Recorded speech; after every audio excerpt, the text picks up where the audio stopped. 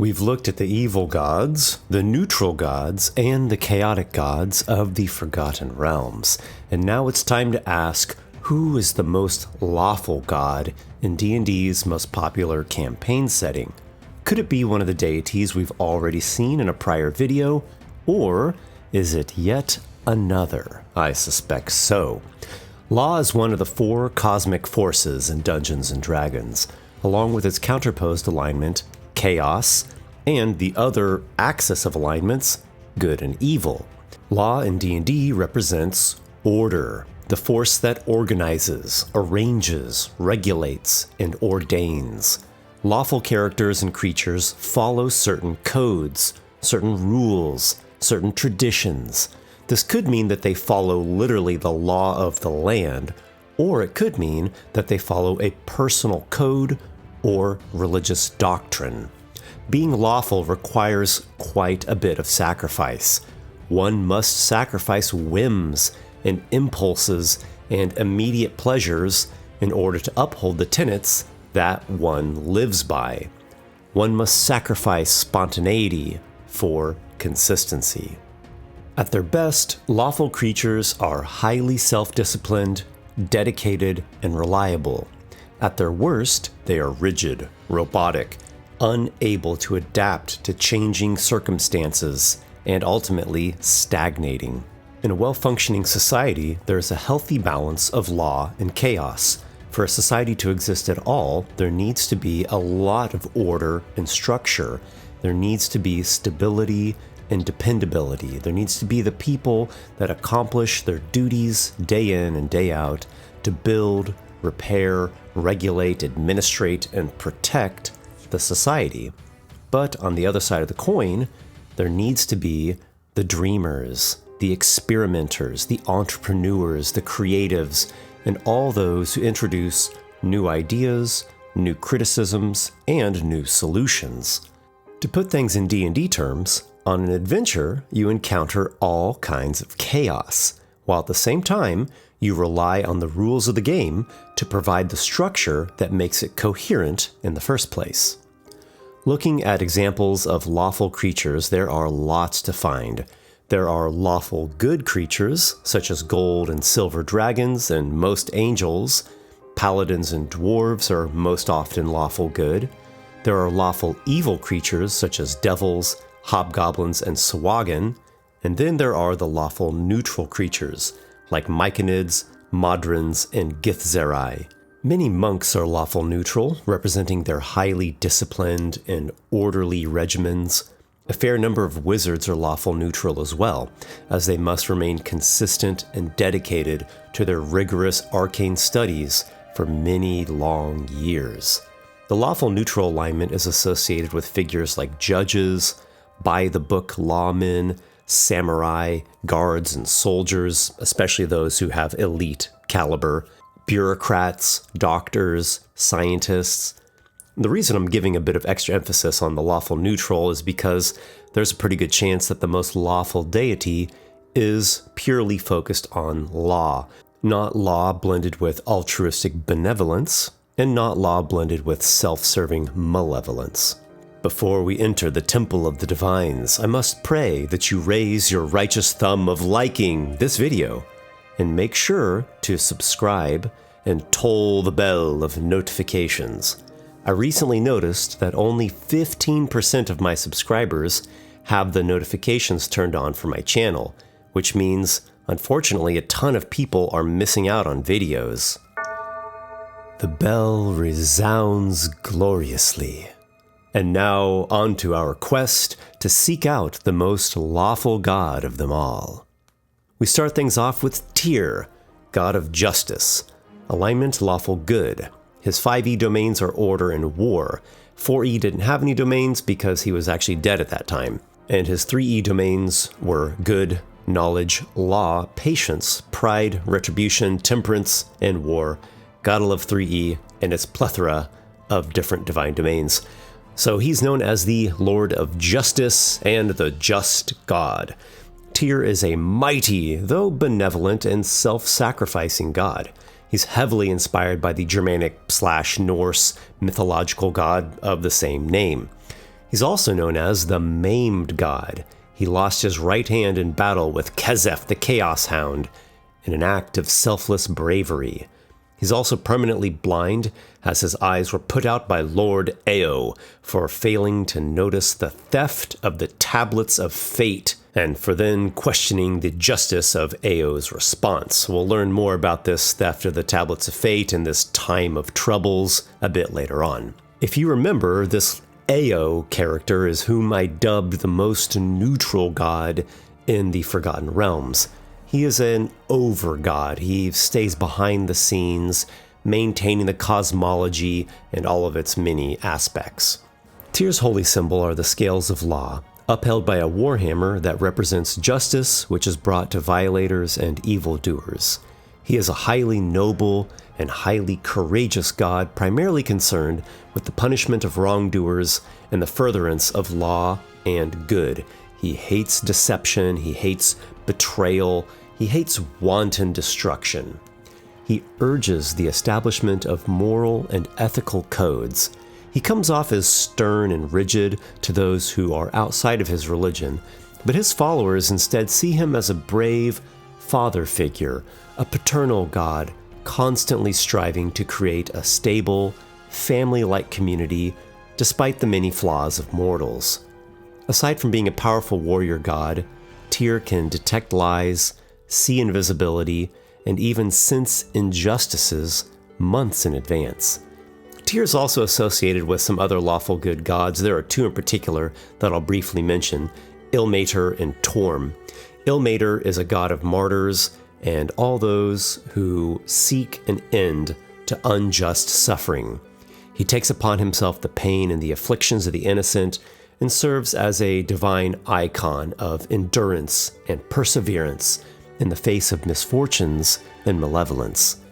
Torm is a paladin-like god of loyalty, duty, courage, self-sacrifice, and obedience.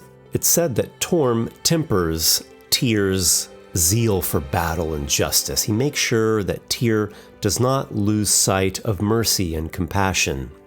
These two certainly are gods of order and great discipline, and they are willing to pay the price to act in accordance with these ideals, and they pay some incredible prices. But at the same time, I would say that they have a strong secondary alignment of neutral good, since they're so driven by compassion, altruism, and benevolence. Now that's a wonderful thing, though it doesn't exactly resound as the most fully devoted to law and order. We could also mention here the lawful good deities of Bahamut and Moradin. Bahamut is the god of metallic dragons, another paladin-like deity of justice that gets tempered with mercy and opposition to evil, though he does prefer diplomacy over wanton battle. Moradin is the dwarven god of strength, willpower, smithing, and the forge, and as much as he does teach duty and industriousness, he also teaches people to be good-hearted. He promotes affinity between different peoples, and he overall creates this sense of paternal care for life and the family. So, Tyr, he's a pretty strong contender when it comes to lawful gods, but let's keep going. Next we have Bane, the god of tyranny, fear, and hatred. His alignment is lawful evil. His domains in 5e are order and war. In 4e, they were civilization, tyranny, and war. And in 3e, we have envy, evil, destruction, hatred, law, pride, tyranny, and wrath. The Black Hand, Lord Bane the Accursed. He is an iconic deity who is defined by both his evil nature and his adherence to very strict codes of law. Bane embodies the essence of ambition and power taken to a radical and corrupt extreme. He seeks domination and to control everyone and everything. He burns with the desire to subjugate, to rule with an iron fist. His pursuit of power knows no bounds, and he thrives on the suffering and fear of those whom he dominates. He revels in the suffering of others, finding sadistic pleasure in their oppression. Bane is malice and hatred incarnate, exhibiting a psychopathic lack of empathy or compassion. He is fueled by his contempt for others and a desire to dominate and destroy his enemies. Along with his malevolent nature, Bane is lawful in the extreme. He upholds a rigid code of conduct within his domain, enforcing structure, hierarchy, and order among his followers and in the execution of his plans. His pursuits are achieved through systematic, calculated methods. He values consistency and order in achieving his goals and in those who maintain authority in his domain. Though Bane is unquestionably evil, he is also highly lawful, enforcing stability, civilization, and a high level of discipline. And yet, I do have to wonder, exactly how lawful, how stable can things truly be? Because such appalling behavior, such forcing of ideas, has the potential to incite rebellion. One of the surest ways to get somebody to rebel against you and to fight back against you is to try to force your ideas upon them.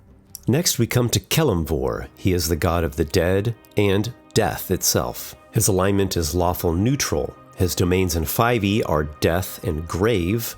In 4e, they were death, fate, and justice. And in 3e, they were fate, law, protection, repose, and travel.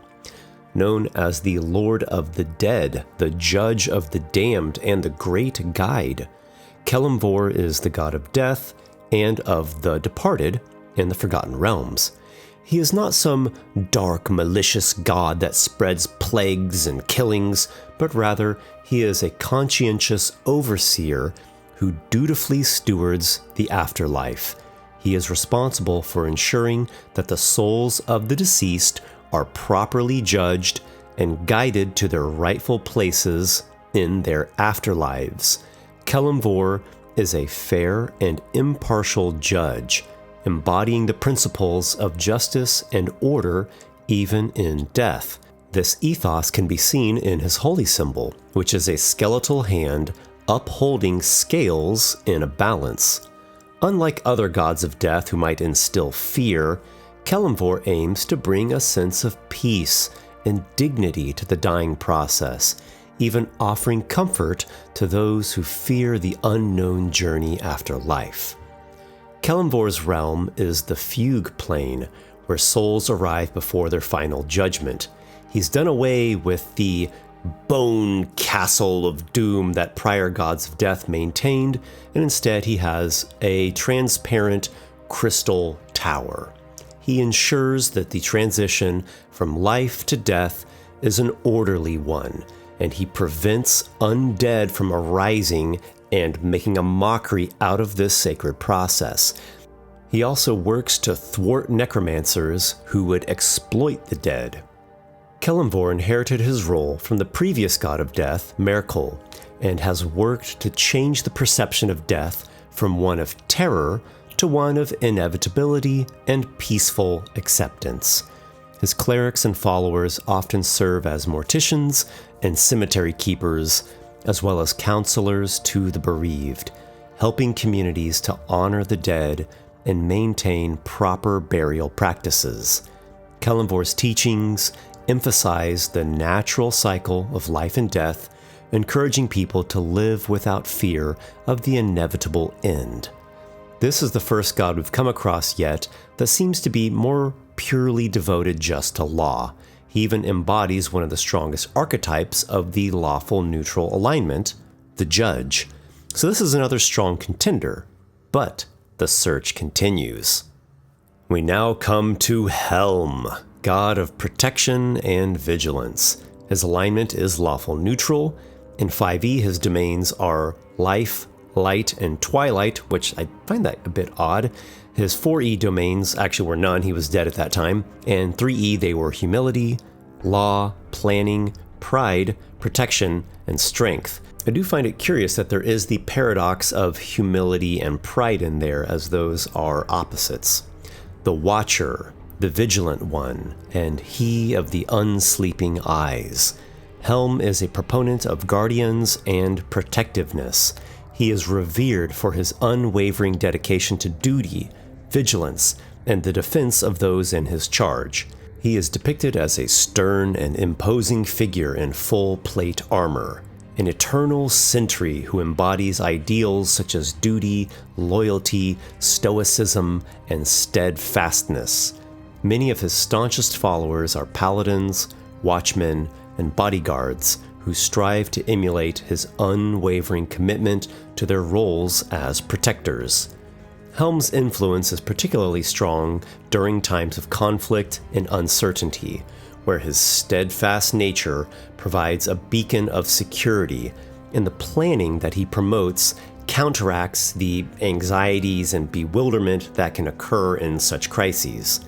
He is known to value discipline and is often called upon to protect important places, people, and items. He performs his tasks without complaint and without questioning, despite whatever personal cost is involved. This highlights his reputation for doing what is necessary to maintain order, even at great personal sacrifice. Helm's teachings command people to be vigilant, to be prepared, to take up responsibility, and to stand guard over the realms without wavering in order to ensure the stability and security of all. Well, this god is also a very strong contender for the most lawful god. Would I say that he seems more lawful than Kelemvor, the god of the dead? Well, it is a bit hard to answer, but one metric that can be helpful when measuring abstract characteristics is to look at how a person behaves. What values or ideas do they literally act out? If someone makes great sacrifices for something, then he embodies that trait or that belief. If somebody puts himself at tremendous risk for something, then he is truly aligned with it. Therefore, it seems that Helm makes greater sacrifices and risks himself in every which way in order to promote his ideals, his domains. Now, it's not that Kelemvor doesn't make sacrifices or doesn't face risks. He certainly does. But his job as impartial judge and guide of the afterlife is like a court over which he presides, whereas Helm is actually in the trenches, defending the gates, there leading others firsthand, taking on the enemies himself. We're going to shift gears a little bit now and look at Azuth, also pronounced Azuth. He is the god of wizardry. His alignment is lawful neutral. In 5e, his domains are arcana and knowledge. His domains in 4e actually were none, he was dead at that time. And in 3e, they were illusion, knowledge, law, magic, and spells. The Lord of Spells, the Patron of Mages, the High One, and the First Magician. Azuth is the Forgotten Realms god of wizards and mages, representing the mastery of arcane magic and the pursuit of magical knowledge. As the divine embodiment of spellcraft, Azuth is revered by those who seek to understand and control the forces of magic. He's often depicted as a dignified and wise figure, sometimes shown with a shimmering staff, symbolizing his command over magical energies. Azuth's teachings emphasize the importance of discipline, study, and the responsible use of magic. His followers, primarily wizards and scholars of the arcane, strive to deepen their understanding of magic and to use it for the betterment of society. Azuth's influence extends to the governance and ethical use of magic.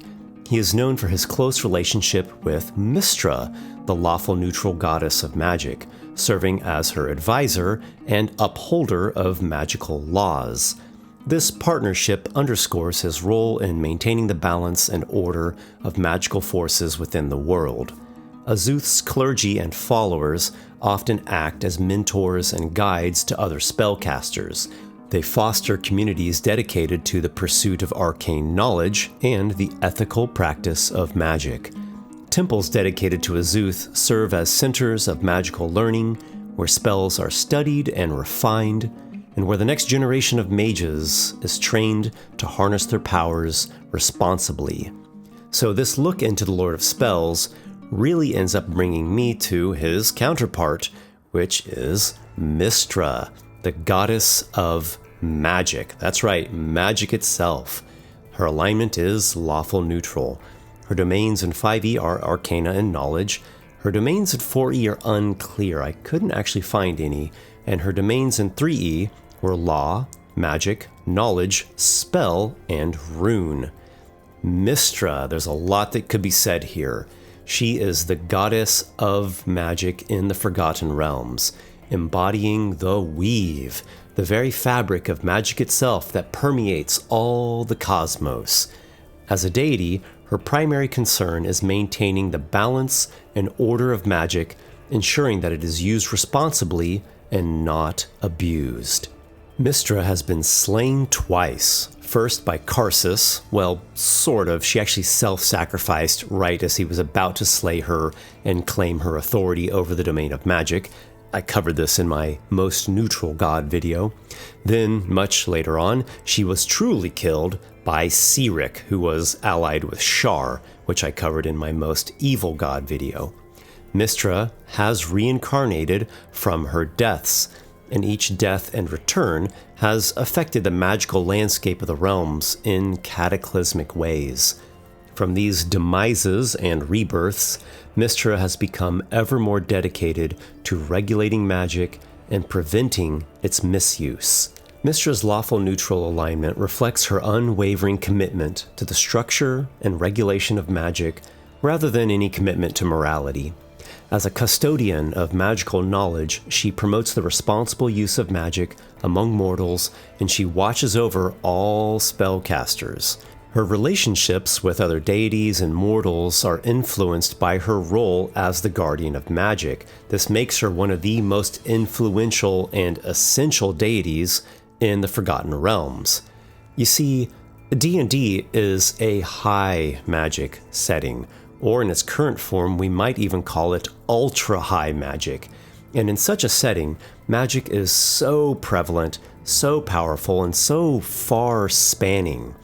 The more that I think about it, the more it boggles my mind how much work and responsibility Mystra must undergo to oversee all magic, from the simplest cantrips and minor innate magic to the mightiest, most epic spells and arcane rituals.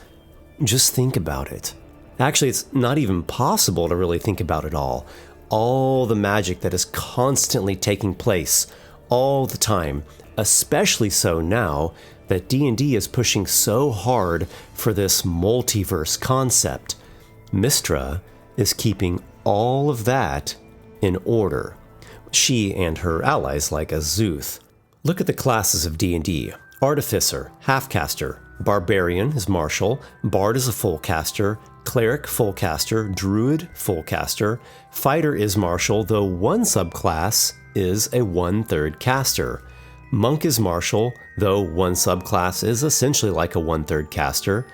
Paladin is a half-caster. Ranger is a half-caster. Rogue is Martial, but again, one subclass is a 1/3 caster. Sorcerer is a full caster. Warlock is essentially a full caster. And Wizard is a full caster. So 9 out of the 13 classes are spellcasters. And of the 4 that are not, 3 of them actually have options to be spellcasters. Only the Barbarian is just purely a warrior. And actually, the Totem Barbarian does get a few nature-themed ritual spells. So this sums up the current state of D&D. Everything is magical and glowing. Everyone is so vivid and shiny. Everyone's just so gosh darn special and amazing and awesome. Magic is like this mania that has taken over the game. The edgy rock star of the older editions smashed his guitar upon the stage, burnt himself on the pyrotechnics, and died of a drug overdose in his hotel room. And now the pop stars are running the show. The pop stars and their corporate philosophies. And they want everything to be choreographed, lip-synced, forced to be perfect laser light show glamour extravaganza.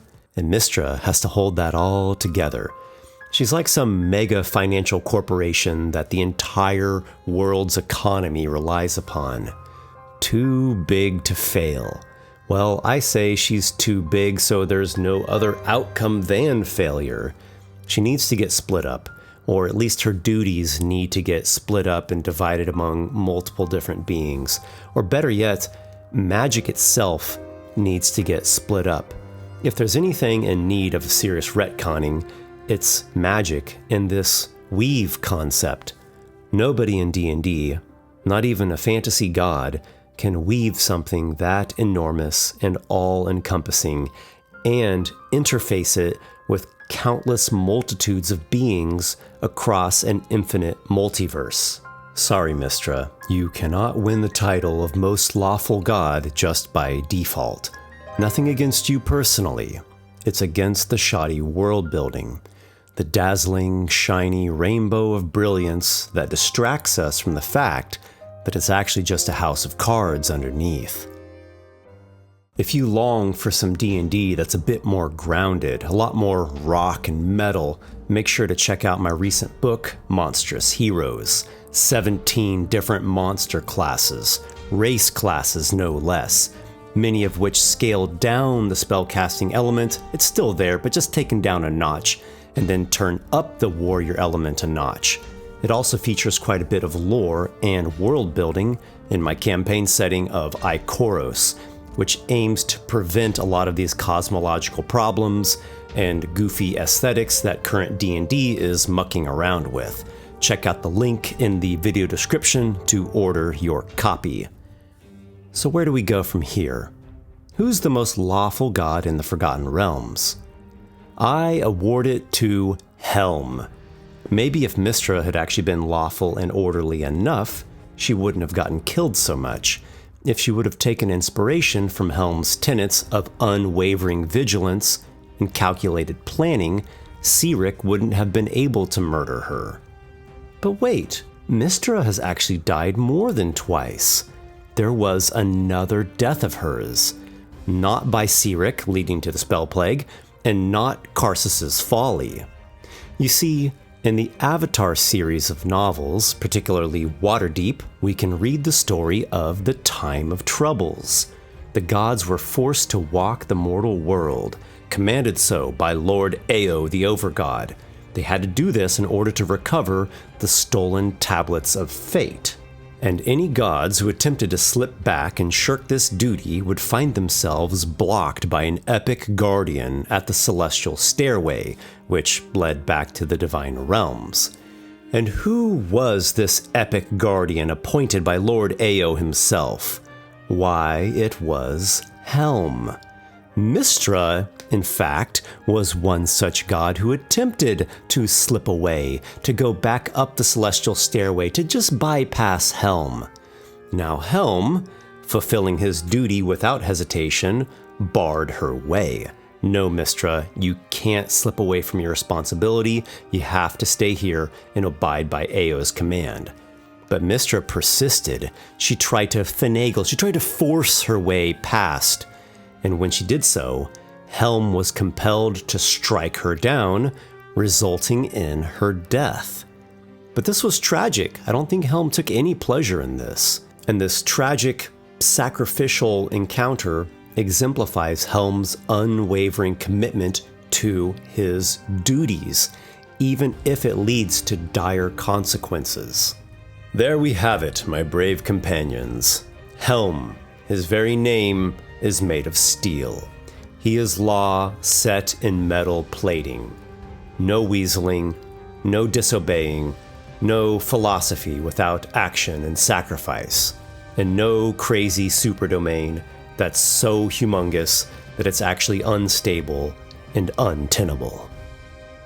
I want to give a special thanks to my supporters on Patreon who help make this channel a reality. In particular, a bardic bow of gratitude goes out to Lucas Mesmo, Adam Wood, Nick Thy Pirate King, Jared Primont, Locke, Nicholas A., Technicolor Shale, and Robert Brashini. You guys really helped to stoke the forge. All right, everyone, until we meet again, don't weasel out of your responsibilities now, and don't waste your potential.